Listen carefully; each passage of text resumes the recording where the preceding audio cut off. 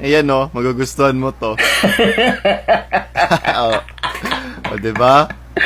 Alam mo talaga yung mga gusto kong memes. Alam mo, funny-funny niyan. Tawarin nga ako nung una kong kita eh. Sino nag-send yan sa'yo? Hindi to sinend sa akin. Nadaanan ko lang Ha? Hindi pala yan Ano, saan mo, anong yan? Saan mo nakita? Yan nadaanan lang sa newsfeed ko. Sino? Kaninong post yan? Sino pala nag-share niyan? Ayan hindi ko yan friend. Hindi ako naka-follow dyan. Suggested post lang yan. Anong suggest? Ano yan? Hindi ko rin alam. fb.com lang nag-recommend yan sa akin. Oh, ibig sabihin meron ka ring pinapollow na ganyan ng mga babae, ibang babae, kaya yan sinuggest sa'yo, di ba? Babae, lalaki yan yung Hindi, nag-post. bakit? Sino yung mga babaeng pinapollow mo, ha?